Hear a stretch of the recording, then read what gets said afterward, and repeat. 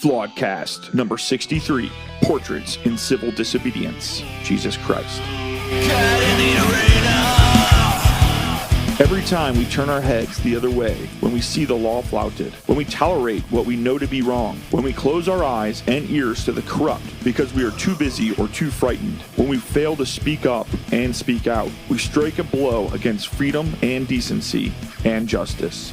Each time a man stands up for an ideal, or acts to improve the lot of others, or strikes out against injustice, he sends forth a tiny ripple of hope, and crossing each other from a million different centers of energy and daring, those ripples build a current that can sweep down the mightiest walls of the oppression and resistance. Robert F. Kennedy. Flawedcast. Flawedcast! Get in the arena. Woo!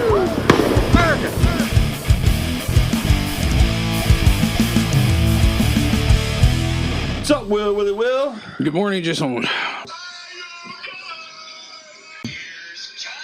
Hey, John. Hey, John. What up, gentlemen? What up? John. John's out there. I figured it was time to bring another friend with me again. We might all recognize this fine young lad from last week. We have Norm. What's up, Norm? What's up, Norm? I was trying to think of a creative way to say hello, but Well, did you bring any beers? brought coffee. You are one pathetic loser. Jeez. Actually, I felt so bad about my rant last week, and I appreciated so much what Norm had to say. I extended an invitation to him to join us again to hopefully give me a chance to redeem So myself. you're saying you didn't ask him back because he was good or anything? Just you felt like you wanted to. So offended, Bill. You just want to extend an olive branch to him because of you. You made it about you, Bill. This is about Norm. He's talented. He brings a lot to the table. I'm trying to practice what we're going to be preaching here. Hey, Bill. Just when I think you couldn't possibly be any dumber.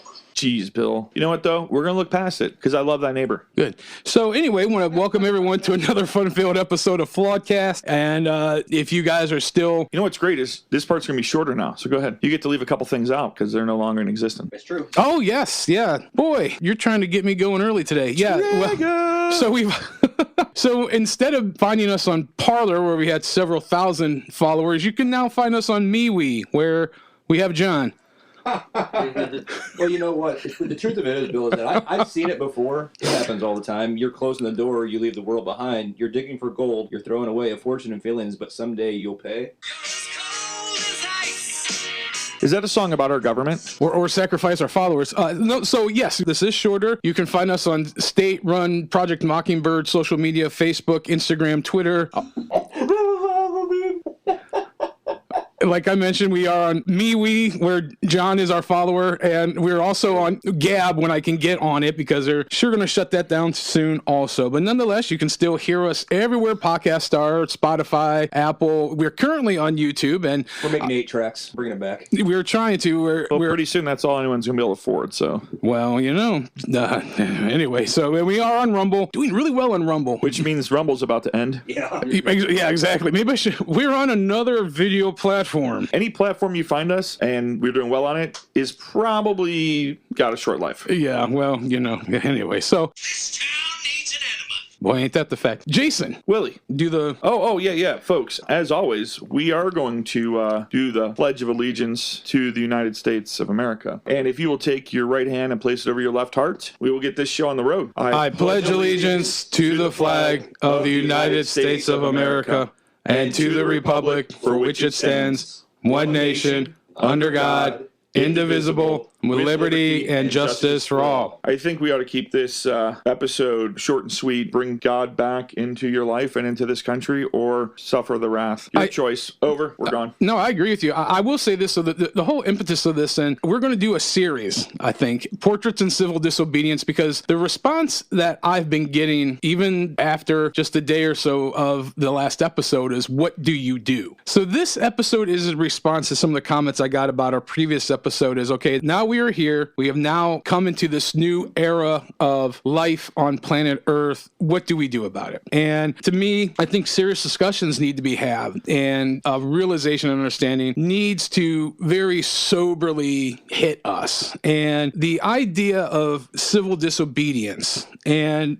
for me, the idea of civil disobedience, and even if you look at other people, they got, knowingly or not, their start here in the words of Christ. But it's important that we lay a foundation explanation as to what civil disobedience is and what it isn't. And I'm just going to say this up front. We are not calling for violence. We are not calling for... Listen, it doesn't matter if you say this. That's not the part they're going to play. I know. After they shoot us and they say, this is what these guys are talking about, this is what they said on their radio podcast, they're not going to play that part, Bill. They're just going to play the word violence? Over and over again. Well, yes, but like Obi-Wan said to Darth Vader in Star Wars... Well, that's a violent movie. You're obviously inciting a war right now. Strike me down now and I will become more powerful than you ever could imagine. So as Are you trying to say that you are Obi-Wan? No, I'd be happy to be a guy that just cleans out the stalls in the bar wherever they hang out at. Anyway, nonetheless. All right. So, Alrighty then. Jason, I want you to go ahead and read the definition of civil disobedience, just so we have a place to start from. Civil disobedience, also called passive resistance, the refusal to obey the demand or commands of a government or occupying power without resorting to violence or active measures of opposition. Its usual purpose is to force concessions from the government or occupying power. Civil disobedience has been a major tactic and philosophy of nationalist movements in Africa and India, in the American civil rights movement, and of labor, anti-war, and other social movements in many countries. We can look back to gentlemen like Gandhi in India, Martin Luther King Jr. in America, even Nelson Mandela in South Africa. The idea of civil disobedience, which is a non-violent move of stating your opposition to tyranny. And this is the most effective way of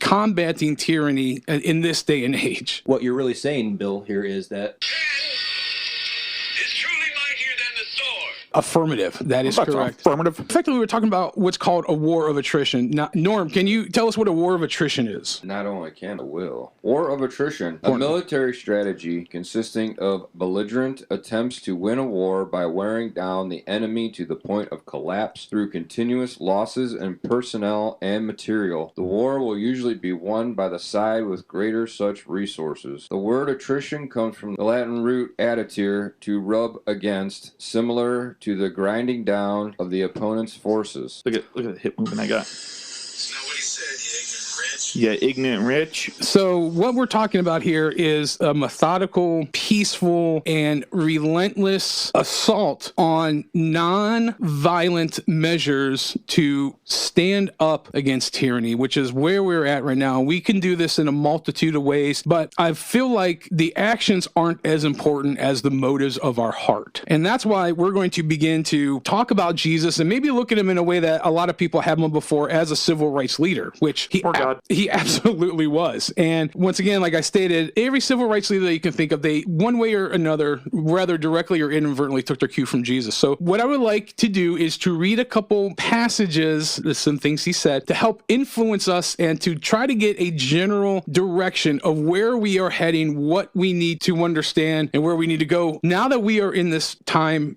And may God have mercy on us all. So, Johnny, go ahead, and if you can start with the scripture. Thank you, Sir Will. I'll be reading from Matthew 5, verses 21 and 22 from the New International Version. It states, "You have heard that it was said to the people long ago, 'You shall not murder, and anyone who murders will be subject to judgment.' But I tell you that anyone who is angry with a brother or sister will be subject to judgment. Again, anyone who says to a brother or sister, 'Raka,' is answerable to the court, and anyone who says, 'You fool,' will be in danger of the fire of hell." I think that is a good place to start in regards to the attitude of our hearts. So we're going to continue on. I would just say, and this is hard. This is like really, really challenging because a lot of people, they just kind of need to have their throat punched. But we can't do that because we understand that Christ commands us and elevates the attitude of our hearts, especially towards those that we are in conflict or opposition with. So, Jason, next one. Matthew 5, 27 through 30, NIV. "You have heard that it was said, 'You shall not commit adultery.' But I tell you that anyone who looks at a woman lustfully has already committed adultery with her in his heart. If your right eye causes you to stumble, gouge it out and throw it away. It is better for you to lose one part of your body than for your whole body to be thrown into hell. And if your right hand causes you to stumble, cut it off and throw it away. It is better for you to lose one part of your body than for your whole body to go into hell. You know, the idea about adultery is obviously, you know, kind of what he's talking about in intersexual reference, but you can also lust and you can also desire after other things like power or wealth or dominating people, tyranny. So last Sunday we were talking about that. We were talking about like with relationships and how there's always like unequal blame placed on certain things, but the very idea of the lusting, you're already into the sin at that point in time. But that's like the slippery slope. We talk about how things are always, you know, preconditioning and setting things up. A lot of times I don't think people realize that they're too far gone until it's point of no return at that point in time. Well, you don't know you're falling off the ledge until you're mid-flight.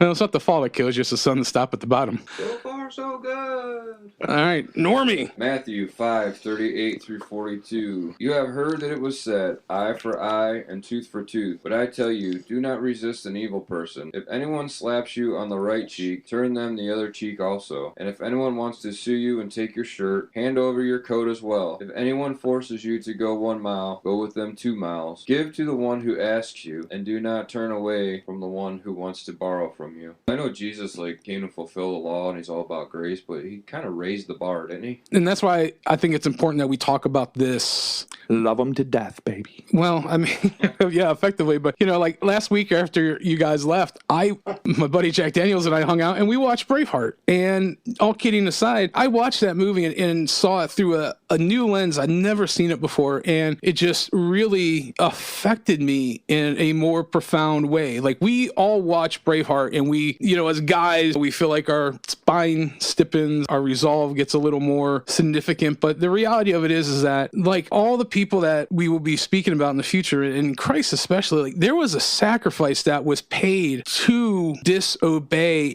and to go against tyranny. And this is something that we really need to consider. Even in the last week, just seeing some things that genuinely, I could tell you like, yeah, this is going to happen, but like actually seeing it happen is, and I mean, on a personal level, like things, I mean, just like directly affecting me and things and people I know and I'm involved with in regards to censorship, in regards to people losing their job for just simply having a thought or a difference of opinion. It startled me in a really profound way. But when Christ talks an eye for an eye and a tooth for a tooth, and he just says, you know, if someone smacks your cheek, turn the other. If someone says, you know, effectively, give me your jacket, then you give them your hoodie also. If somebody says, you know, go with me a mile, you go with them another mile. It's that idea. And this is where civil disobedience is so successful, because you are loving, like Jason said, that person to death, but also the optics to people that aren't as invested, that are on the sideline. Like they start to see there is goodness and love being displayed to these evil people, and it sways the hearts of the masses. And that's why, you know, whether you talk about apartheid in South Africa, whether you talk about the civil rights movement in America in the 50s and 60s, you know, and even talking about Gandhi during his time, whether it be in South Africa or in India, the idea of that radical, genuine civil disobedience through the Spirit of Christ and through the Spirit of love is where we have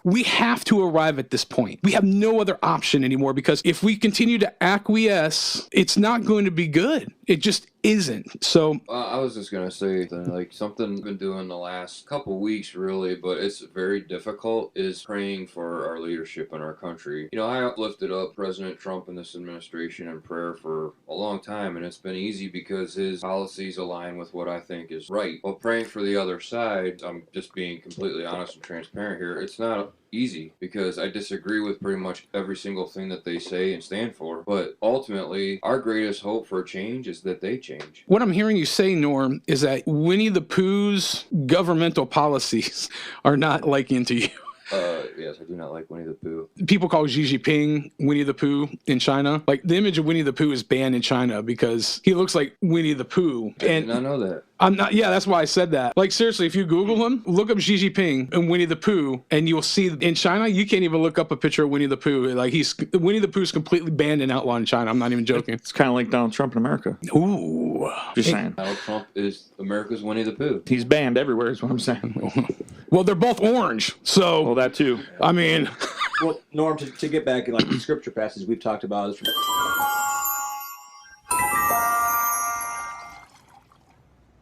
Hey, John, that's weird. That glass looks half full to me.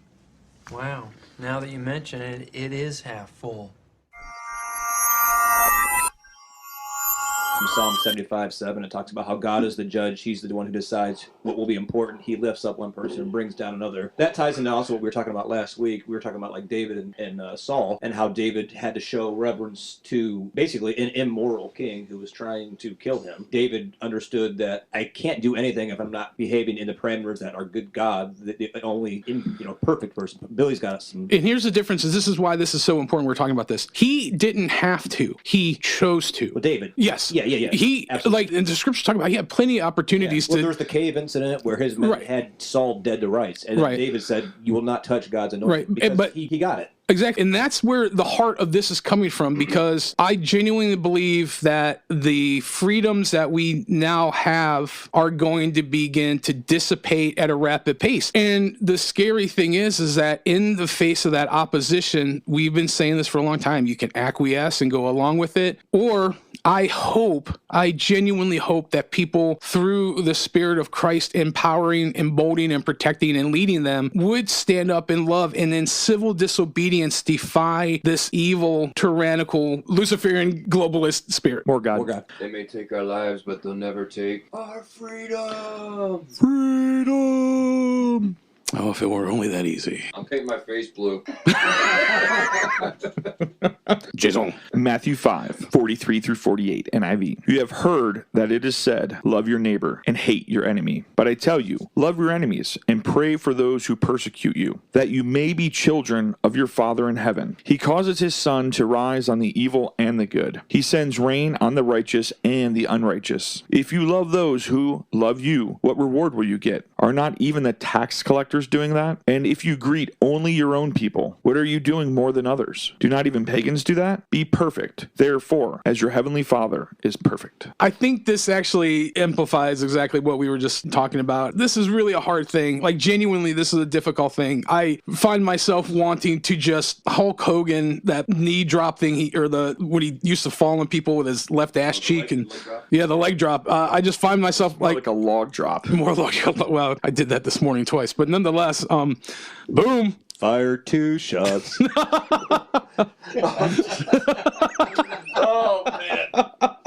Nonetheless, this is such a hard thing. I really genuinely, because like I said, I just feel like it's funny. I watched Men in Black this week and I haven't seen it in so long. There's a scene where Tommy Lee Jones takes this little dog that's supposed to be an alien. He just shakes the ever loving crap out of him. And it's just like, I was thinking, oh my gosh, I would really love to do that to some people. But wait a minute, dude. Now we're going to be banned by PETA. Thanks, Bill. Thanks. As if we didn't have enough enemies. People eating tasty animals? Nonetheless. So, bro, we're getting sued. Sue me for what? Go ahead. Touch me, and I'll sue. Sue me for what? You knocked him down. Why don't you try knocking me down now? Oh, that's impressive. That was pretty good. That was pretty good. Hey, Tommy, I didn't hear no bell. One more run. Damn, that's like the worst one. I can't wait to watch it now. I'm all pumped I up know. for that I'm fight. like, shit, I want to go watch it. All right. So anyway, I just think like there's an overriding theme that we keep hearing from this, and that, frankly, is the temptation to just love and not allow that visceral, barbaric, savage part of, especially men, just unleashed on people. That was nice, Lulu. Well said, Bill. Well said. You're right, though, because we have a duct tape sound thing for a reason, because every time someone like AOC or Pelosi opens their mouth... She was special this week. Oh, what I hear is this in my head. A guy like you is in 50 years, you're going to start doing some thinking on your own, and you're going to come up with the fact that there are two certainties in life. One, don't do that. And two, you dropped $150 grand on an education you could have got for $1.50 in late charges at the public library. She knows how to read? Well, I mean, I am assuming a little bit there, but no, that has been my biggest challenge, I think, all year long, is loving the way that Christ demonstrated for us to love. All year long. Well, you are a better person than I am. When you read that last passage, I mean, it cuts me. What do you say? Cuts me deep. Cuts me deep, Shrek. It's a challenge. Now, I'm not going to lie about it. We're Flawedcast for a reason. We're flawed individuals. I have a real hard time with that. I have a hard time loving the way that Christ loves. So when you read that, it's like, oh, my flesh is fighting it. I get it. My spirit understands that that's absolutely the truth. Right. Exactly. My flesh is telling me it's crazy because, I'm a pretty calm person, but lately it's been harder to reel that in. I would say that you're probably the most level-headed person here. I would give you that. Well, let me tell you what. All you need is... Fire 2 shots. Just Fire 2 shots. Just in the air. Not even anything, just in the air. That's all you need. That's all you Double need. barrel shotgun. That's all you need. If I were to own a weapon, not saying I am, but if I were, I would take his advice. Dude, I can't believe this. Norm and I went fishing in Lake Erie the other day, and we had guns. We took them with us because we were cleaning our guns while we were fishing, and they all fell overboard in the bottom of the lake now. Lost all my guns. Well, A, I'm ashamed that you're one of my best friends and you had a gun. But B, that's a tragedy. Yeah. Jeez. No. So what you're saying is you polluted Lake Erie. Yes, by accident. It was an accident. Not only is PETA going to sue us, but the EPA is going to sue us too. Son of a... Thanks, Jason.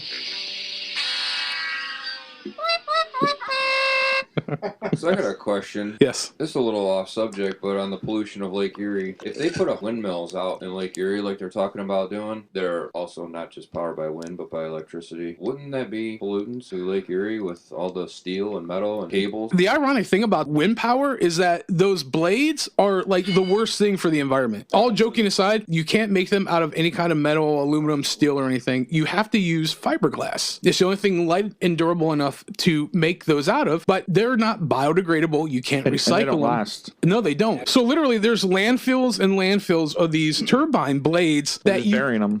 So AOC and the whole the whole new Green Deal, which is going to be thrust upon us, folks. Get ready to trade in your carbon-producing, earth-killing gas guzzler for a new lean, mean, green electric car. All right, let's herd the cats and let's get it going here, Johnny. I believe where we left off was Matthew 6, verses 1 through 4 from the New International Version. Be careful not to practice your righteousness in front of others, to be seen by them. If you do, you will have no reward from your Father in heaven. So when you give to the needy, do not announce it with trumpets, as the hypocrites do in the synagogues and on the streets, to be honored by others. Truly, I tell you, they have received their reward in full. But when you give to the needy, do not let your left hand know what your right hand is doing, so that your giving may be in secret. Then your Father, who sees what is done in secret, will reward you. You know, this is something that we don't talk about a lot often, but one of the things really that genuinely crease me is this whole virtue signally thing that it doesn't matter what side of the aisle you're on. I see so many people do this. Get the camera ready. Yeah, that just enrages me. And one of the things, like, we are called Flawedcast is because I'll just give you an example. Someone baited me into a discussion, and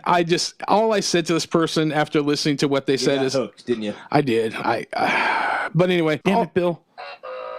all I said to this person was, I wish I had the moral ground to stand on that you do. You are obviously a way better person than I'll ever ascribe to be. So Yeah, I used to tell my kids when someone would pick on, just look at them and thank them. Just be like, thanks, man. I appreciate that. Like, don't be sarcastic. Just be like, thanks, appreciate it, thanks. And you'll piss him off so bad. Well, that goes back to the whole idea of like loving your enemy. Right. You know, it works. It does. Normie. Stormin' Norman. Matthew 6, 22 to 23. The eye is the lamp of the body. If your eyes are healthy, your whole body will be full of light. But if your eyes are unhealthy, your whole body will be full of darkness. If then the light within you is darkness, how great is that darkness? Exclamation mark. You know what's interesting is to get even a little more deeper on spiritual things. One of the things that you can always tell, and some of these people were discussing, look at their eyes, look at the faces, that this maniacal, Joker-esque villainy that just reeks off of them. And I'm serious. One of the ways that you can just tell is, like you said, the eye is the lamp of the body. And you can see, literally, you can look into someone's eye and see if their essence, their soul, their being, their spirit is full of light or full of darkness. What was that movie with Denzel Washington? Fallen. You touch the next person. The spirit and transfer. the spirit transfer. Yeah. And right, their eyes, right? Every time you touch someone, you see their eyes change. Well, that's exactly, I mean, I could tell you. You're absolutely right, though. I could tell you a story. One time I was praying for somebody and I was looking right in their eye, and you know, a human eye blinks vertically. Well, I looked right in their eye and there was a horizontal blink behind that eye and it turned black, like black as night. Yeah. And I was like, okay, I'm not in Kansas anymore. So, and that's just a little bit of the story that I didn't really ever get into here. But when I'm talking, lay down on a seat and, you know, Wasn't that from Ghostbusters? No, that was from my real life. Anyway, nonetheless, my point being is that there are deep spiritual truth and spiritual secrets that when we talk about spiritual acuity, these are the things I'm really talking about, because this is how we're going to be able to know these things. This is how we're going to be able to detect. That, coupled with what we talked about last week, like the fruits of the Spirit. What are they putting out there? Judge it by their fruits. Right, exactly. I'll do this next one. This is your real mention. I try it. Matthew 6:24. No one can serve two masters. Either you will hate the one and love the other, or you will be devoted to the one and despise the other. You cannot serve both God and money. So once again, we're talking about power system. We're talking about influence and all that stuff. Obviously, the love of money and the abuse of money. It's not having money. It's the love of money. Again, this is why I love how the Amish live. Yeah, well, because they don't. Was that the movie with Harrison Ford? Oh, Witness. Because that's exactly what's happening in this country right now. It's all about money. It's all about power, and that's why we need more God. there it is. All right, Jason, go ahead and get the next one. Matthew 7:1-2 NIV. Do not judge, or you too will be judged. For in the same way you judge others, you will be judged, and with the measure you use, it will be measured to you. Johnson. Matthew 7, verses 3-5 from the New International Version. Why do you look at the speck of sawdust in your brother's eye and pay no attention to the plank in your own eye? How can you say to your brother, let me take the speck out of your eye, when all the time there is a plank in your own eye? You hypocrite! First take the plank out of your own eye, and then you will see clearly to remove the speck from your brother's eye. Also, by the way, Plank Eye was a pretty good 90s Christian rock band. Just throwing that out there. Yeah. Well, I think this goes back to, we're talking about having moral high ground and all that. And that's... Yeah, how much on display, and I don't want to get myself going because I've had to fight my flesh on this all week. When they're talking about the storming of Capitol Hill, The riots. when they completely disregard an entire year of looting and vandalism and burning down police stations and libraries and murder,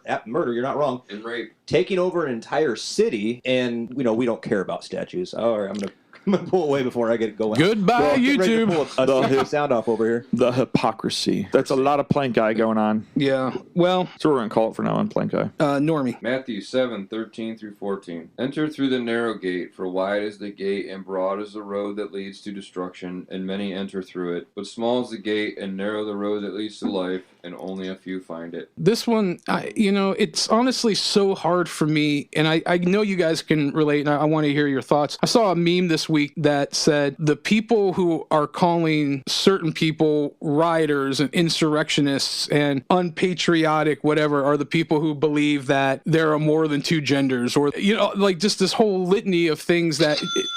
Right on, Willie. It isn't even about conservative liberalism. It's just about common sense. What did you just say? Well, right. Oddly enough, I'm rereading Common Sense by Thomas Paine, and it's just such an invigorating book. But I think that there's a lot of people that, and I'm very careful as I say this because I don't want to be that guy. I really try hard not to be. But I think there's a lot of people that genuinely think they're on the right side of history, and I Thank you. Bring me right back. don't know if they are. And I've honestly been really checking myself this week to make sure, like, what Jesus said here in all these verses is our litmus test of where is the motive of our heart. And even when I go somewhere and I don't wear a mask, I don't do it out of disrespect for an organization or a business, I should say, or to make somebody feel uncomfortable, or if somebody genuinely believes that this disease with a 99.89% survival rate is the biggest killer of our time, I don't want to be disrespectful, but I also am not wanting to throw my lot in with them. And it's hard for me to genuinely separate that one leads to the other. It really is. So I'm genuinely struggling with this, and because I want to combat tyranny through the most effective means and weapon that we have, which is love, which is the constant showing of love. And even if we have dogs leashed on us, even if we have fire hoses leashed on us, or pepper spray, or whatever the case may be, the idea of that reckless and dangerous love through civil disobedience, that if there's violence that is perpetrated against us, that's genuinely hard. It seriously is. And I wouldn't say anything to anybody that I haven't already contemplated or in my heart dealt with before. Well, I want to speak on the topic of COVID real quick. All right. It's actually a lot more serious than I thought.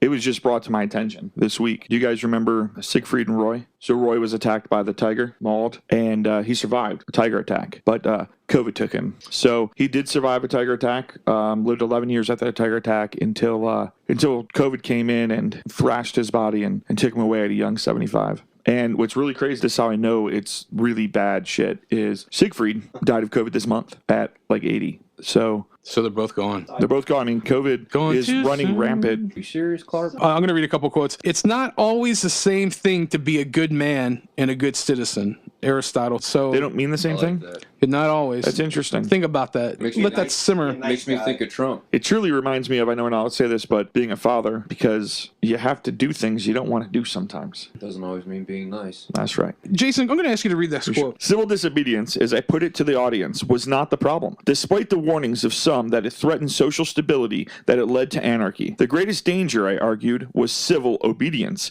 the submission of individual conscience to governmental authority. Such obedience led to the horrors we saw in totalitarian states, and in liberal states, it led to the public's acceptance of war whenever the so-called democratic government decided on it. In such a world, the rule of law maintains things as they are. Therefore, to begin the process of change, to stop a war, to establish justice, it may be necessary to break the law, to commit acts of civil disobedience, as Southern Black did, as anti-war protesters did. Howard Zinn. The last one here I'm going to read it. This one I came across the other day. There are no political solutions for spiritual problems. Steve Quayle said that. And what we are facing, it goes back to the idea of a war of attrition, and it goes back to what Jesus' whole life was dedicated to. And what I believe this hour history that we are occupying, we're really going to have to reconsider and shift how we operate in things that we used to take for granted. And I'm sorry, we're seeing it now. The idea of free speech is free if you toe whatever party line. If you are going along with that Howard Zinn quote, if you're going along with civil obedience, which ushers in totalitarianism, the liberal state, as it were. If you're an ass kisser. Warning! Warning! Going down for the sick. Sound off. Yeah. We all seen those people in life. Oh, yes, Bill, I love everything you do. Yes. Oh, you're pretty, Bill. Oh, yeah. Bill, your fart smells so good, Bill.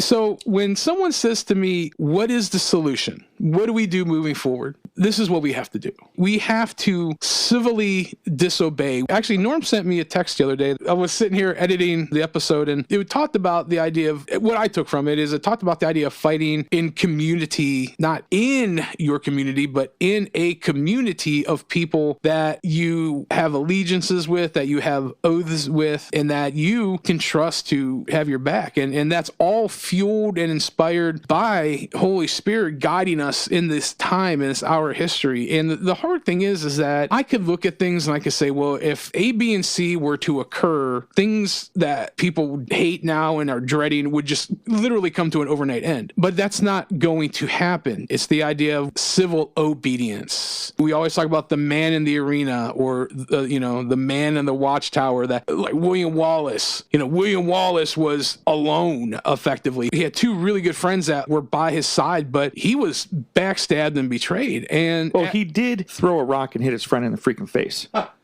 early in the movie. Yeah, but he deserved it. All right, I'm just saying, I've never hit you in the face with a rock, Bill. It was Amish. Yes, that guy. I should have remembered the rock. I should have. Nice. But so I mean, I don't know. I'd love to hear you guys' thoughts on this. But for me, I think this is where we really need to start to consider. And things are coming. I genuinely believe the removal. Things are here. They're not coming. They're happening. Well, they're here. thank you. They're here. When we talk about It's gonna obedience continue. and disobedience, I mean, not to sound like super spiritual here, but I'm just saying, like, when I hear those two words, like, I gotta like align those things with Scripture. You know what I mean? I'd rather disobey our government and disobey the man than disobey the word of God. I mean, and that's what ultimately it comes down to. Mm-hmm. And that's why I've been praying for our leaders, because, the Bible commands us to pray and lift up our leaders, and if I was willing to pray for President Trump, I got to be willing to pray, if I'm going to walk and be who I say that I am, I can Love thy disagree enemy. with them, and even if they're coming after me or coming after my rights and my freedoms, ultimately, if Joe Biden or Pelosi or AOC, if they all gave their hearts to Christ, that's the ultimate reward for all of us, really. Yay! Bill's like, yeah, that's a bunch of crap, Norm. No, it's not. You're 100% right. But I think, as we've all been very transparent, none of us are there right now. Like when. I'm not saying it's easy. I'm not. No, saying not at all. I force myself to pray for them. Like I'm not sitting here saying that I'm some kind of guy here. He's the most perfect person on Flawedcast. Is that what you're saying, Norm? Yeah. Just kidding. All right, what are your final thoughts, Mr. John? Oh, I have a few. I figured. See you tomorrow. It's looking good so far. More God. I got thoughts, but I'm still trying to reel them in here. No, I think it's important to try and continue to feed our spirits and try and deny our flesh. That's my mission. More God. That's all I got. That's all I got. Kill the flesh, feed the spirit. All right, so I got two final thoughts. One is more God, of course, more God. My other is it's a message. You know who I'm talking to out there? Carl Tuckerson. I know you listen to this whole thing just so you can get to this message. So just remember, the sun sets and the sun rises. Grass can be green, but it can also be brown. Mud puddles are wet. This town needs an enema. The chair is against the wall. Water's wet, sky's blue. All right, so in all seriousness, I want to thank you guys for listening. Make sure you share because sharing is caring, and we've been defanged many, many ways. So we just need you guys to share. Please subscribe. We are currently everywhere you can listen to podcasts: Spotify, Apple, Flawedcast, CLE, Flawedcast. You can find us, I think, still on YouTube and on Rebel Flaweding. Right now, our social media platforms are Facebook and Twitter. As of now, we are on Gab. And John, I'm on MeWe. We're on MeWe. So our website's flaweding.com. info@flaweding.com is our email address. I still am doing my daily vlogs, my flawed vlogs. So please check those out. But about 10 hours of editing a day on this. That's what I do. It's a soul-sucking siege that I will never tell you guys fully of. But nonetheless, that being said, this is Bill every day. I am out here for you. You don't know what it's like to be me out here for you. It is an up and gone, dry, swallowing siege that I will never fully tell you about, okay? yeah, pretty much. So with that being said, when you hear this, there will be a new regime. It's a new day in America, and This is the end. wake up. My only friend, the end. Are you not entertained?